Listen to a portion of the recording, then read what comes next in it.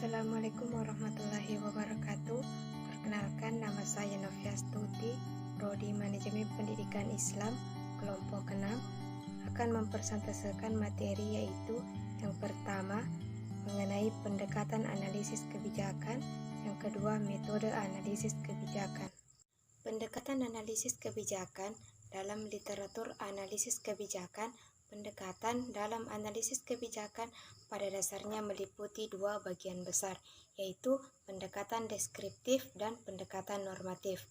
Adapun pendekatan deskriptif adalah suatu prosedur atau cara yang digunakan dalam penelitian pengembangan ilmu pengetahuan, baik ilmu pengetahuan murni maupun terapan, untuk menerangkan suatu gejala yang terjadi di dalam masyarakat.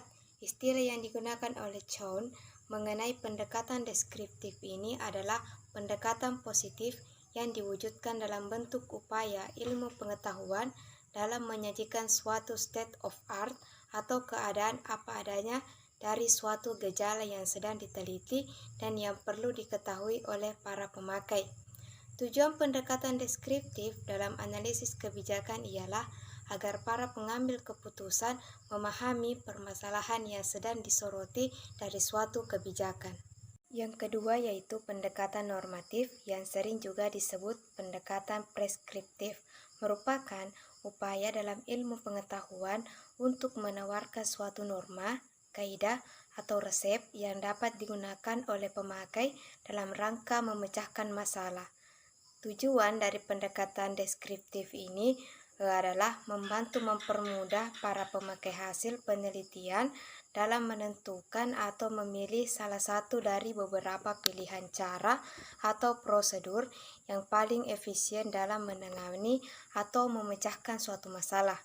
Dengan norma tersebut diharapkan para pemakai hasil penelitian memperoleh manfaat yang lebih besar dari kegiatan penelitian dalam ilmu pengetahuan, khususnya dalam memecahkan masalah-masalah sosial atau kemasyarakatan. Informasi yang bersifat normatif ini oleh penelaah sektor pendidikan Balitbang Depdikbud 1986 disebut informasi teknis karena merupakan hasil analisis data berdasarkan informasi yang berkaitan dengan suatu isu kebijakan yang sedang atau yang ingin disoroti. Pendekatan deskriptif dan normatif ini hanyalah merupakan sebagian dari proses analisis kebijakan dalam dimensi rasional. Para ahli seperti Patton dan Sawatzky 1986, Stokey dan Scheuchzer 1985 menyatakan bahwa analisis kebijakan hanya meliputi dimensi rasional. Dunn berpendapat bahwa analisis kebijakan meliputi seluruh dimensi rasional maupun politik. Namun, sepanjang analisis kebijakan juga menggunakan pendekatan normatif, maka keseluruhan aspek yang berkaitan dengan pengambilan keputusan merupakan subjek yang perlu dipelajari dalam analisis kebijakan. Sesuatu masalah kebijakan publik seperti pendidikan dapat dipandang secara multidisipliner, baik secara politik, ekonomi, maupun sosial budaya. Oleh karena itu, proses politik dari analisis kebijakan merupakan proses yang diteliti di dalam analisis kebijakan pendidikan. Pembahasan yang kedua yaitu mengenai metode analisis kebijakan. Metode analisis kebijakan. Secara metode analisis kebijakan dapat dibedakan menjadi dua bagian besar, yaitu metode kuantitatif dan metode kualitatif. Hampir dapat dipastikan bahwa pendekatan dalam analisis kebijakan seluruhnya bersifat kualitatif. Hal ini karena analisis kebijakan pada dasarnya merupakan suatu proses pemahaman terhadap masalah kebijakan, sehingga proses pemahaman terhadap masalah kebijakan dapat melahirkan sesuatu gagasan dan pemikiran mengenai cara-cara pemecahannya.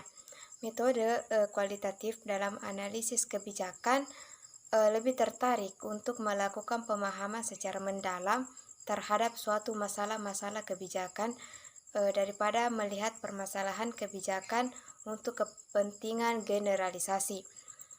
Metode kualitatif lebih suka menggunakan teknik analisis mendalam, in-depth analysis, yaitu mengkaji masalah kebijakan secara kasus per kasus, karena metode kualitatif ini yakin bahwa sifat masalah yang satu akan berbeda dengan sifat masalah yang lain.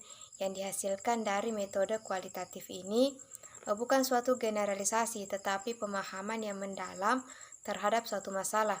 Metode kuantitatif pada dasarnya merupakan bentuk yang lebih operasional dari paradigma empirisme, yang sering juga disebut pendekatan kuantitatif empiris. Pada dasarnya, pendekatan kuantitatif ini tertarik dengan pengukuran secara objektif terhadap masalah sosial.